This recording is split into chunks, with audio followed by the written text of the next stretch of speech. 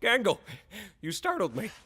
Have you ever wondered what Jaxs Room looks like on the inside? Or why Pomni has such a comfy bed in her room? We've uncovered several secrets about the interiors of the rooms of various members of the Digital Circus troupe, and we're here to share them with our esteemed audience. Kaufmo's Room. Let's start with the most visible room so far, Kaufmo's Room.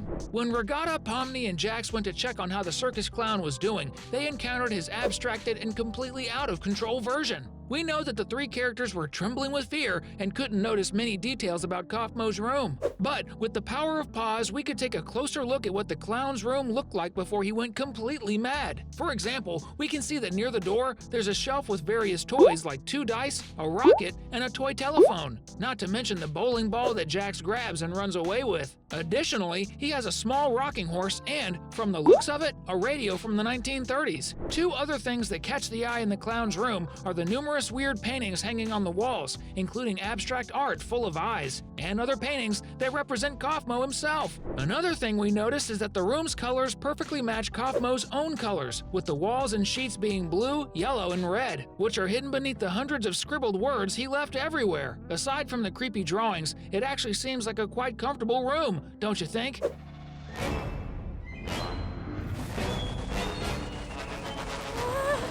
Gangles Room. Now, here's some information that most people probably don't know. Did you know that some rooms in the Digital Circus tent are better than others? Yes, it's true. For example, some rooms even have a bathroom with a mirror inside. That's the case with Gangles Room, the character who wears masks and has a body made of red tape. We've noticed that Jaxs takes pleasure in breaking Gangle's masks, don't we? Well, in a leaked scene from the production team, we can see Gangle crying, as always, inside what appears to be a lavatory located within a bathroom. What really makes us notice is that the bathroom indeed had a large space. But what's even more striking is that around the mirror there are 10 broken and patched up happy masks with adhesive tape. It makes me imagine that those masks are in Gangle's bathroom because there's no more space on the walls of her own room. It seems like Gangle breaks some of her masks, which suggests that she probably wants everything to be kept a secret, and her true personality must be very, very sad indeed. Poor Gangle. Pomni's Room. The next room to be shown is that of the show's protagonist, Pomni. And no, it wasn't shown during the pilot episode, in case you were thinking that. If you haven't seen it yet, we'll show you shortly. Remember when Pomni ended up falling into the void? When that happened, Kane received a notification on his super modern smartwatch. And remember that phone and the website that appear at that moment?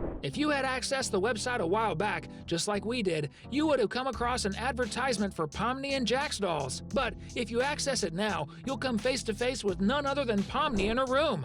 And she's sleeping or pretending to be asleep, since according to Riata, none of them can sleep. We can notice a few details about the court jester's room, but we can see that the same color combination pattern as Kaufmo's also applies to her, as her bed has essentially the same colors as Pomni's outfit, blue and red, with small yellow details. We also notice that her bed has a slightly more noble style than Kaufmo's, as it has small red curtains tied to the upper corners with yellow ropes. Additionally, if we zoom in on the image of Pomni sleeping, looking in the upper right corner, we can see the tip of a cube. I imagine it might be one of those Jack-in-the-Box toys, where you wind it up, and when you least expect it, a joker or clown pops out to scare you.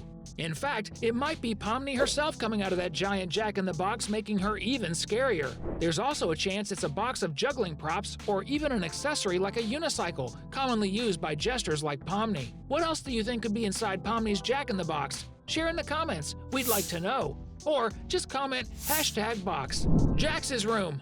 Now, let's talk about the room of the circus's most sarcastic character, Jaxs. Following the color pattern we saw in Kaufmo's and Pomni's rooms, undoubtedly the mischievous rabbit's room must have predominant yellow and purple colors with some shades of red, just like his jumpsuit, especially in the furniture and accessories. I like to imagine that he has a sort of closet where he keeps very strange items, like perhaps knives, axes, or shock devices, as I think all of that goes quite well with Jax's personality, especially if he's planning pranks on the other tent residents. Furthermore, we can imagine that in his room, he might even have a vintage video game console and a giant TV, where he can watch the game graphics while playing. To top it off, he probably has jars filled with small digital insects like centipedes and other varieties of regular insects, which he must use to scare Riata, and secondly, Kinger, who is constantly talking about bugs. That's how I imagine the room of the most provocative character in the amazing Digital Circus, Zubs Room.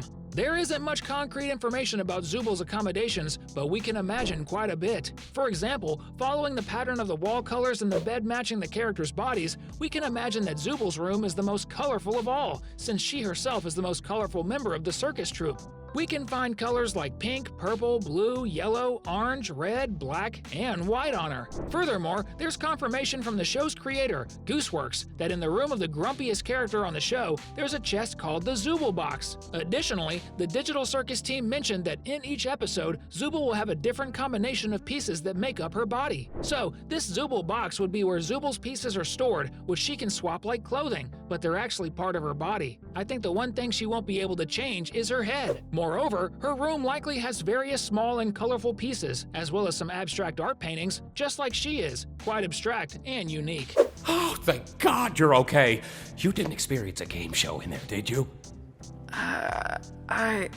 What are you talking about? Speaking of art, if you don't want to miss our upcoming masterpieces, which are our videos, click the subscription button now. Riata's Room. Riata's room is surely the perfect room for dolls. It probably must be very colorful, and she likely has a wardrobe full of dresses, but we imagine that they're all the same, purple and long, just like the one she wears. We also believe that she must have a vanity with a mirror and a pretend brush to comb her digital red hair. Another thing that she must have among her belongings is a place with several spare buttons, so she can replace her eye if needed. It wouldn't be surprising to think that there's a small table with chairs, cups, and a teapot to simulate the most common items found in dollhouses. After all, even if digital, Riata is still a doll. Perhaps she even has a bathtub in the Barbie style. To finish, we believe that the walls of her room are a mix of red, purple, and cream to match the characters' colors, and undoubtedly, there must be a sign saying no centipedes allowed. This is because Riata herself stated that this is her biggest fear in her entire life. You're not afraid of centipedes, are you?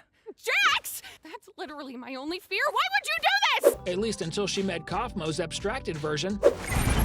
Okay, wait. Maybe there's still time to fix him if we get caned. Kinger's Room. Kinger's Room hasn't been shown yet at this point, but it's not hard to imagine what it must be like, as it's undoubtedly inspired by a chessboard, with the wall painting consisting of white and black squares, just like a real chessboard. Furthermore, oversized chess pieces like the knight and bishop would be scattered around the room as decorations. We can also imagine that he must have many pillows on his bed to stay even more hidden when he's in his resting place, just like he does when he's with the other circus members. It's very likely that there's also a stand where he can place his various real clothing items, including his crown, as Kinger is a king, at least on the chessboard. These are the descriptions of the rooms of all the members of the amazing digital circus, according to their colors and personal characteristics. It's really cool to see that some of the tent members have had their rooms partially shown already. As for the others, we hope that future episodes will reveal all the details to see if we got it right. In the meantime, we leave you with these two super cool videos for you to watch and continue having fun here on our channel. Thanks, and see you next time!